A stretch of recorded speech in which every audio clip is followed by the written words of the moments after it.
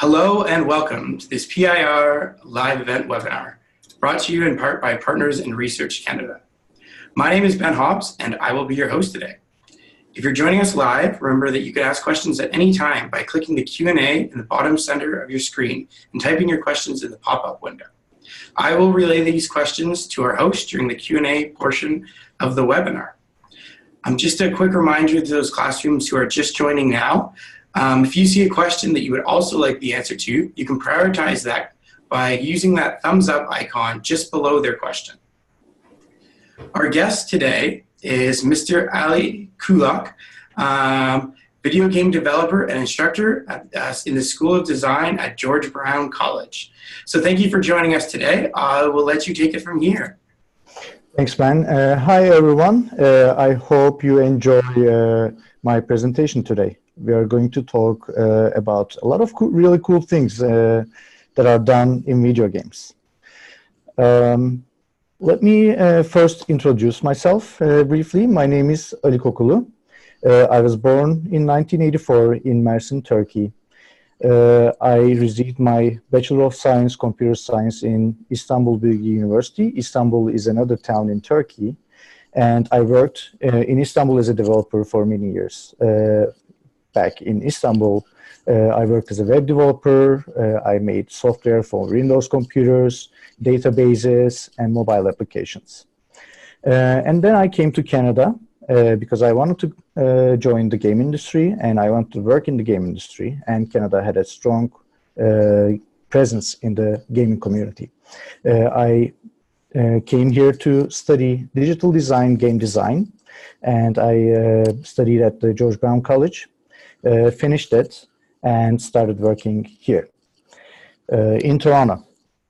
After my graduation, I worked in multiple games and projects which involve video game technologies like virtual reality, game engines, things like that. There's a couple of games I would like to mention that I've worked on. One of them is Stringer. You can find some footage online if you search for it with my name. It's made in virtual reality. It was a serious game that was aiming to train war journalists in first aid. And another game I made was called Astro Dodge, which was a funny little game that we made for mobile phones, and it was available on Android and iOS. I am also teaching game design and development courses here at the George Brown College and a couple other places. And primarily I'm focusing on programming courses because that's my background. I have also worked with many mobile game studios in my career because of the nature of my previous job at Fuse PowerDink and Upside Inc., which I will get to.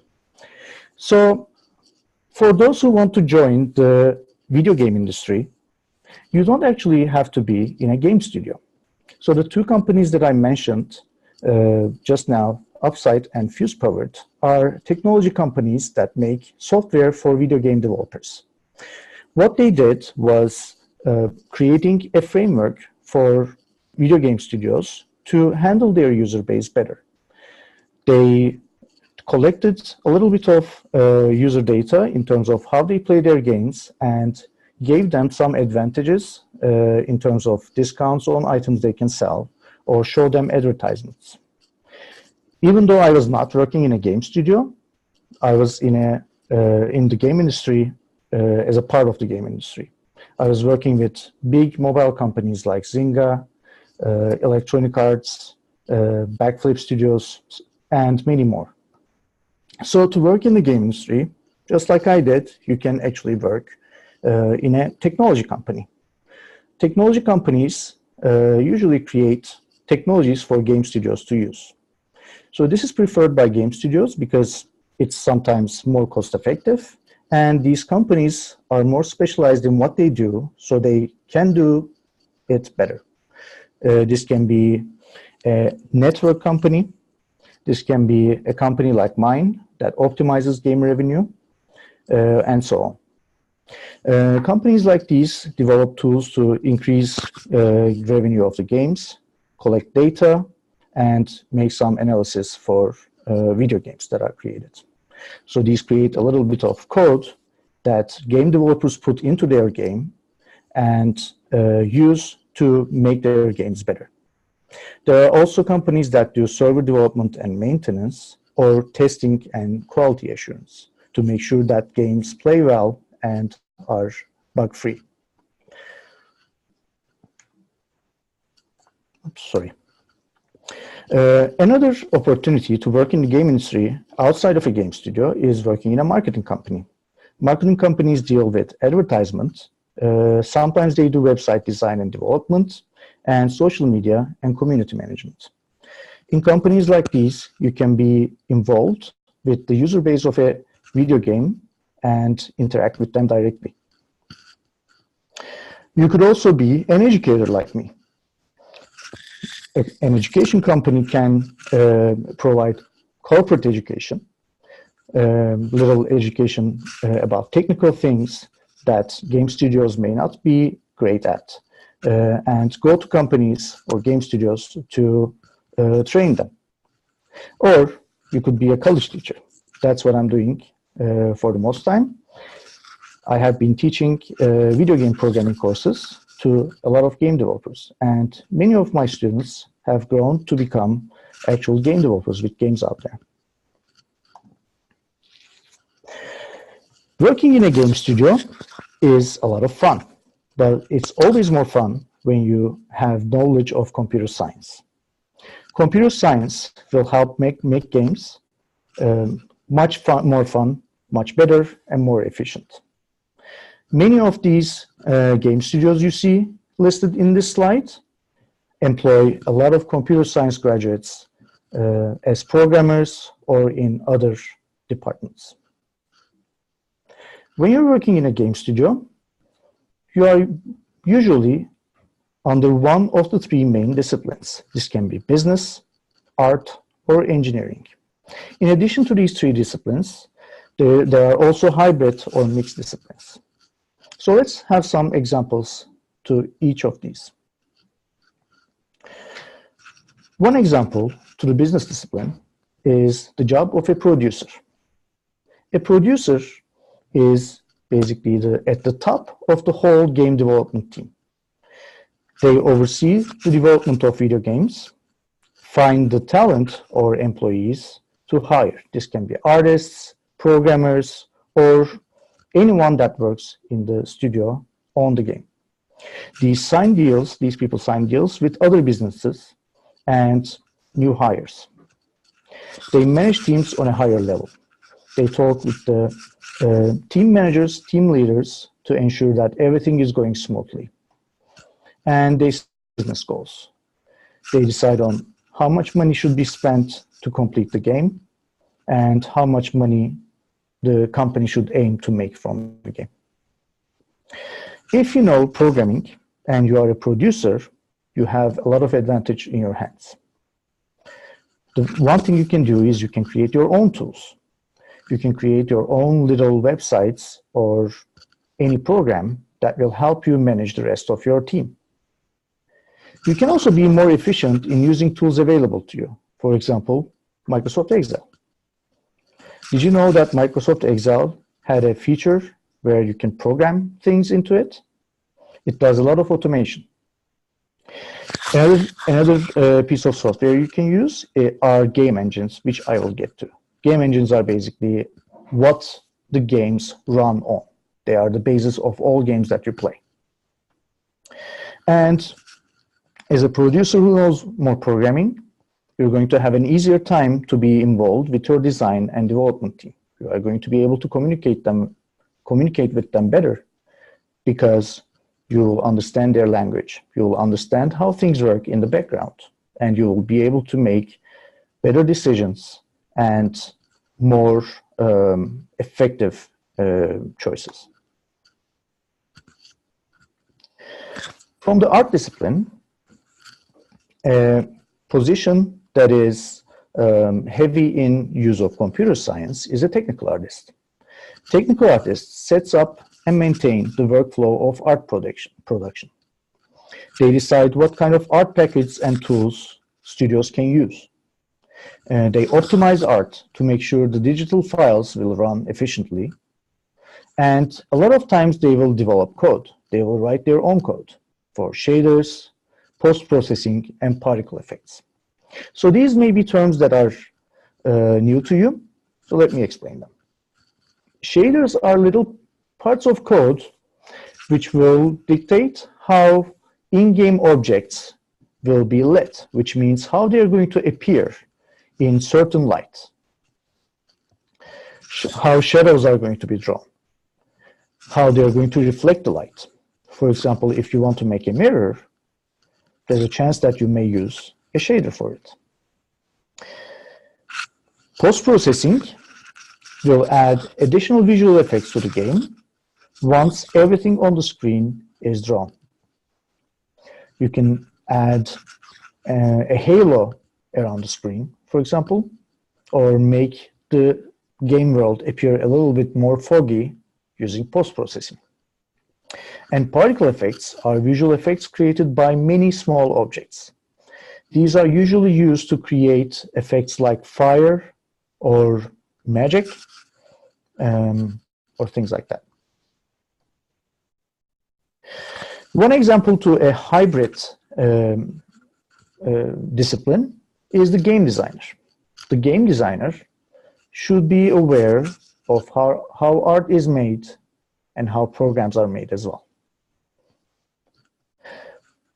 It helps the game designer to know programming because they will be able to estimate how long a certain thing will take to program, whether it's going to be possible or easy or hard to do or not. So game designers create the game's concepts, characters, settings, story, mechanics, gameplay. They basically decide on many things that you will see in a game. They will collaborate with all other departments. They're going to talk with programmers, they're going to talk with artists, they're going to talk with producers, business people, HR, marketing, everyone. This is a primarily creative role, so they need to be creative people. But having technical skills is very important because they can tell what is easy to do, what is hard to do, what can be done, what cannot be done, and what is a reasonable request or not. Basically, game designers will base their design on their knowledge of programming and art and their art style. And engineering, programmers.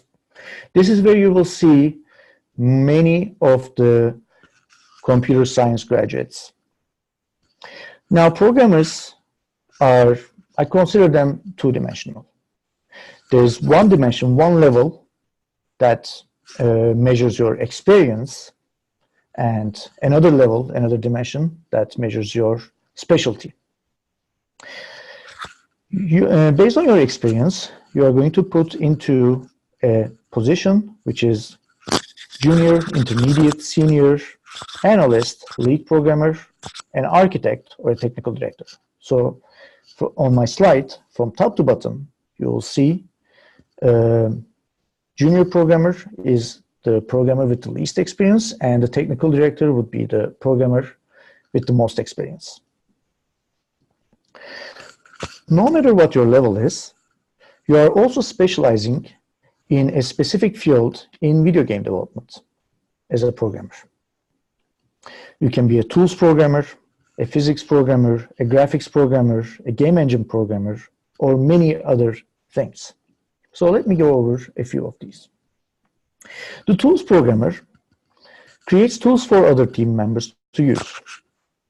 So as a tools programmer, what you're trying to do is to speed up production and automate processes that your game development team has. Tools programmer will create tools that will track your design process, that will track your game bugs, or even test your game automatically without the need of other testers. A user interface programmer, or in short, a UI programmer, programs the user interface flow. which could be the main menu of the game, the pause menu, the HUD, for example, the health bar or the mana bar, or your score or your life in your game that you see overlaid on the screen when you're playing the game, or any in-game text like quests or in-game lore. A porting programmer will make sure that your game is run in all systems. So if you want your game that you prepared for PC to be available in PlayStation 4, you need to optimize it for the PlayStation 4. Optimizing it means that making your code work better with that system. So porting programmers are responsible in ensuring that the game code works better with all other systems. This can be PC, Mac, Linux, PlayStation, Xbox, Nintendo, Android, iOS, or any other console or platform you can think of, even web. A gameplay programmer actually programs the game flow. So these programmers create the code that directly touches the game experience, and they are responsible for creating the game controls, the rules of the game, and the different systems the game is running. For example, a stats system, loots, treasures that you find, things like that. Network programmers are essential for multiplayer games. Network programmers are responsible for creating all online interactions. So when you're playing a game with your friend online, what happens is your computer sends some information to the game servers, and the game server sends that information to your friend. Your friend's computer responds to that information by sending more information back to the server, and the server sends that information back to you. It needs to be very fast to finish this transaction. Otherwise, you will see in games what we call lag or latency. So the network programmer's job is to make sure that the network code, the server code, and the sending data is done as fast as possible, as efficiently as possible, so that you don't see delays in the game world.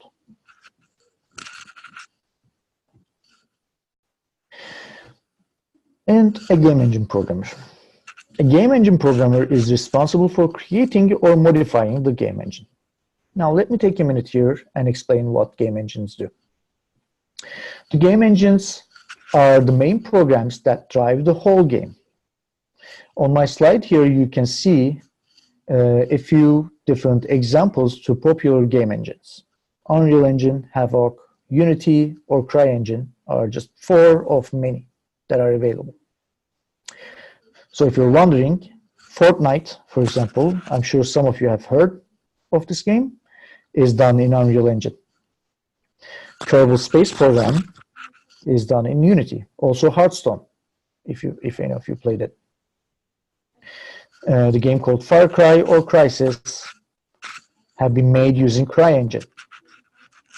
And the latest Fallout games, Fallout 4 and Fallout 76, have been done in Havoc engine. Some game studios use these engines to create their games, so they have to pay the companies that make these engines and build their game on top of these engines. But some of them also create their own. For example, Nintendo. Nintendo creates their own engine for each game they have. Super Mario Bros. Has their own engine, Mario Kart has their own engine, etc. So game engines provide all team members to efficiently create different parts of the game. They are a tool that comes with some things already created for you. For example, rendering, displaying things on the screen, or physics calculations, how a ball is going to bounce on the ground. These are all done using math and computer science calculations, which are very complex, which usually are stored in a game engine, and programmers higher level programmers, use these tools to create their games. So a game engine programmer's job is to create these little tools inside the game engine or modify them. So all your game code is programmed on the game engine, and all the game art is rendered, which means drawing something on the screen, by the game engine. And AI programmer, the part I find the most fun. AI programmers are responsible for all AI-related programming. AI stands for artificial intelligence. So thinking computer programs. So these can be enemies that you encounter in the game, their decision making, some systems that are automated, and something called procedural content generation, which is a really cool feature that a lot of games use.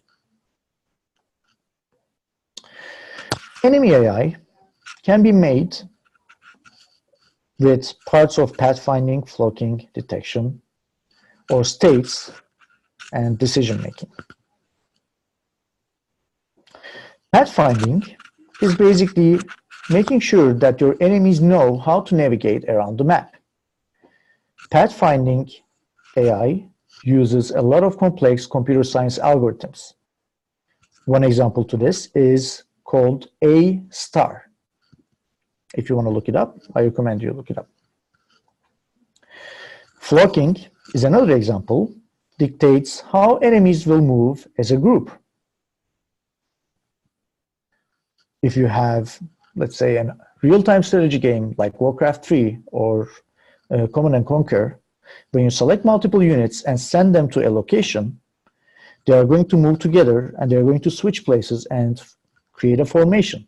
So flocking is what drives this. And detection is how the enemy units will detect the player. There are a couple different techniques for this, but usually what happens is, with the enemy, you use a cone in front of them as the enemy's vision, what they see, a sphere around it to determine what they can hear, and a small area, again, around the enemy for motion detection. And usually detection drives the enemy's state. When the game first starts, the enemies will be in the waiting state or an idle state.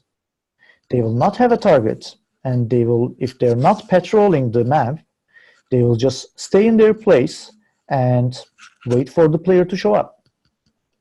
Once they see the player or hear the player, they will start following them or looking for them. Once they find the player, they will start attacking them. So this is done using something called a state machine, which is a big subject in computer science. So these algorithms help enemies decide on what to do at any point in the game. And automated systems.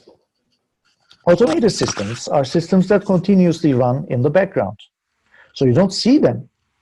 You're not aware of them happening, but in the background, they're constantly making calculations that will change what the game presents to you. If any of you played the game called Left 4 Dead, that game had a director AI, which was an automated system, which ensured that the player gets a specific pace. If the players stay at a point for a very long time, enemies appear and start attacking them. So these algorithms help keep the game exciting. And the procedural content generation. Procedural content generation is creating parts of the game using code. This allows you to have endless possibilities in your game. On my slide in the background, you can see the game. You will probably recognize Minecraft. The world of Minecraft is always procedurally generated, which means it's automatically created from code with some algorithm that runs in the background. So procedural content generation can be used to create maps, weapons, enemies, quests, and puzzles. A few examples. So I gave Minecraft as an example, but another example is the game called Flappy Bird. Flappy Bird, the pipes that you see in those games that you're trying to not hit, avoid, are created procedurally. Every pipe that is generated is created randomly in the background and then presented to you later. On the other hand, a game like Super Mario Bros., the first ever world you'll remember is always the same. It never changes. So Super Mario Brothers does not use procedural content generation. Their maps are static. They don't change. Weapons. Fallout 4 introduced the procedural content generation of weapons. Basically, weapons that drop from enemies that you beat will be randomized based on an algorithm that runs in the background. On the other hand, a game like Battlefield 1 will use weapons that were designed previously and not randomized at all. Enemies. Some games will also create enemies that are procedurally generated. In Shadow of Mordor, this is a Lord of the Rings game, you're going to see enemies that have different specialties and different special effects that will be based on an algorithm that creates them in the background. Whereas in Half-Life, all enemies are the same. They are designed previously and they don't change.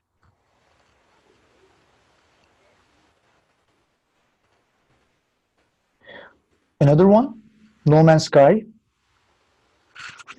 You're going to see also enemies that are procedurally generated in this game.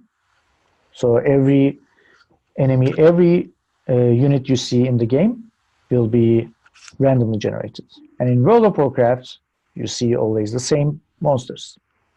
And in puzzle games, like Candy Crush, for example, an algorithm in the background runs to make sure that the user always has a move to play the next time.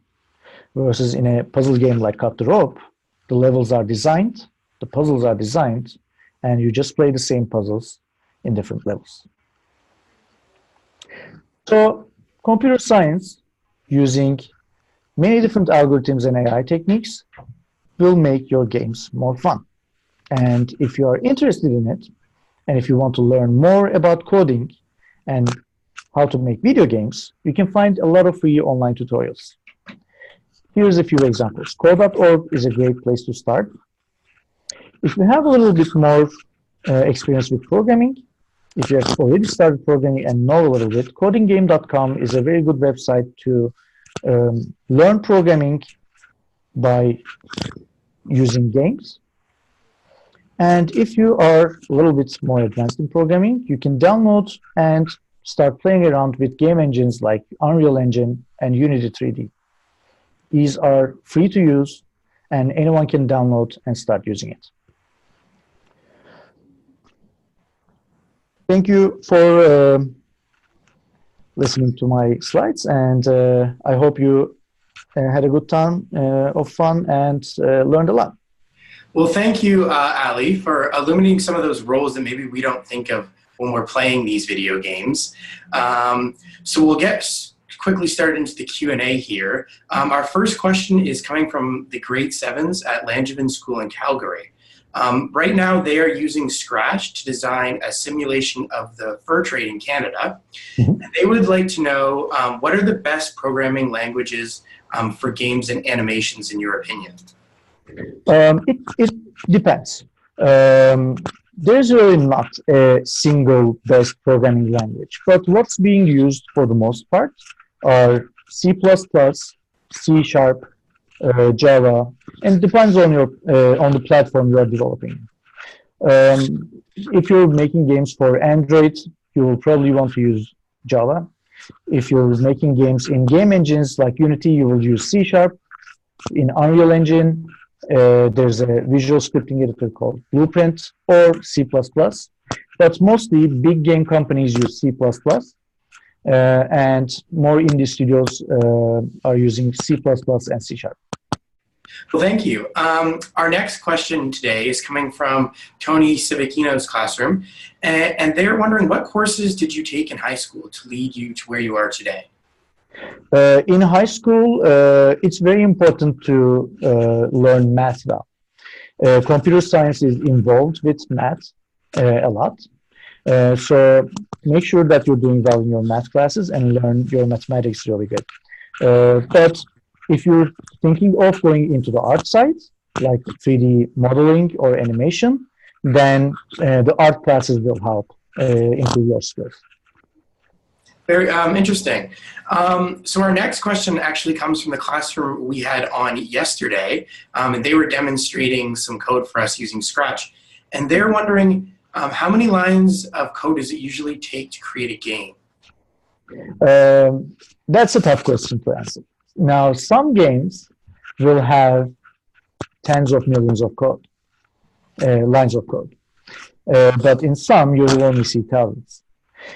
It's not really a matter of how many lines of code you have, but how efficiently you write your code. So depending on what game engine you use, what programming language you use, etc., it can change. But usually a great number of code that you need to write. I imagine it's quite a significant number. So our next question today comes from Ms. Campoli's classroom, and this is sort of a two-part question. Number one, do you play Fortnite? Or number two, were you involved in the development at any point? Unfortunately, I was not involved in the development of Fortnite, but if you actually download Unreal Engine, which is for free, you can start making games that are similar to Fortnite very easily.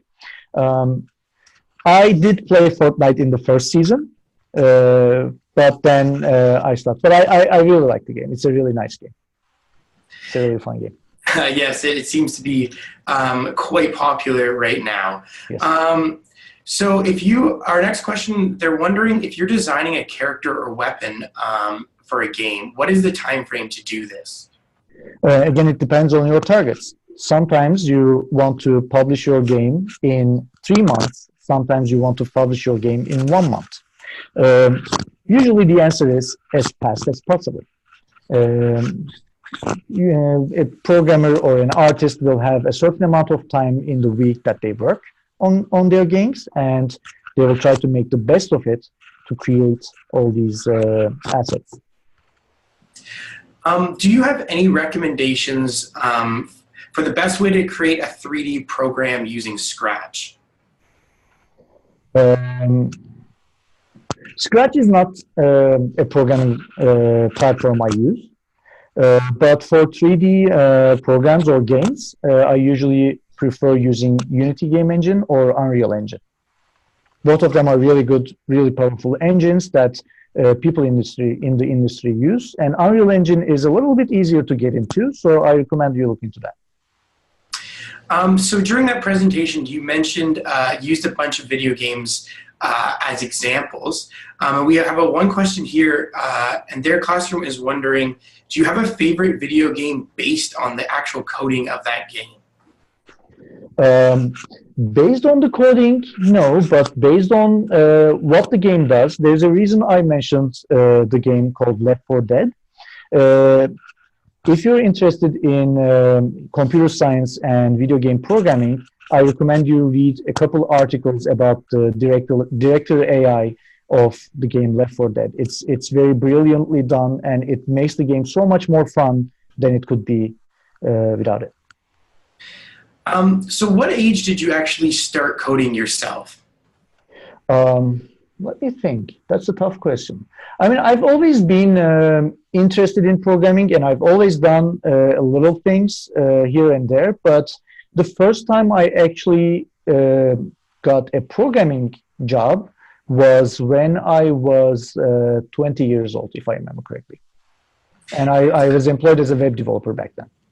And I imagine you probably toyed around with it well before your first job. Yes, yes, yes. Like when I was in sixth grade, seventh grade, I was always like looking into very little simple programs.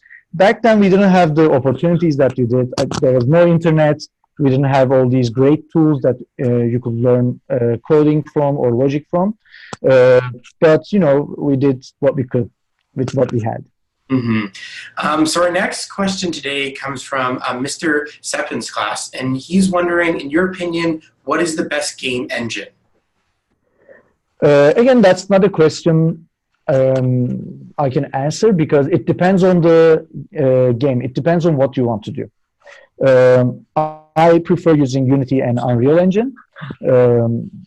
People at Bethesda Game Studios, for example, prefer using Havoc. Ubisoft uses a different engine, etc. So each game engine has their own strengths and weaknesses, and they will all be good at certain things and not so good as other things. But for beginners, I recommend Unreal Engine because it has a really nice visual programming user interface and a lot of free tutorials on YouTube or basically anywhere online, just a Google search away. Our next question here, they're wondering if you've worked on any video games that maybe the students watching today would have heard of before. No. I mean, the answer is no, because like I did not work in a game studio making those games, but I worked with game studios making games. If you're playing mobile games, chances are there is a little bit of work that I have put into at least one of them. I have worked on a lot of mobile video games, not as a part of the game studio, but I created some of the tools that they used inside that game.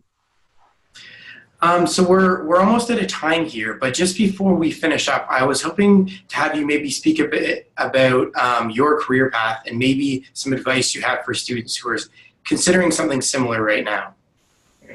Sure. So what my biggest advice would be start coding as soon as possible. So the best way to get into the business of making games is to just start making games. In my slide, I listed a few resources you can use to learn how to code games. So you can start working on those right away. There are all levels of tutorials in there that you can find, even for like people who don't know anything about programming or people who know a little bit about programming. And just, you know, continue making games. That's what I tell my students as well, all the time. Just make games. The more games you try to make, the better you will get at it. And eventually, it will help you find a job in the game industry, especially if you start building up a portfolio of games that you have already completed. Well, thank you. That's all the time we have today, but that's great. We really appreciate you taking the time to shine a light on some of the parts of video games that we don't see every day and for answering our questions. Tomorrow, we will be wrapping up our webinar series for Computer Science Education Week with Dr. Daniel Gillis from the University of Guelph as we look into ways that students can improve their life with computer science. More information about these webinars and other PIR educational programs are available at pirweb.org. Thanks for tuning in and have a wonderful day.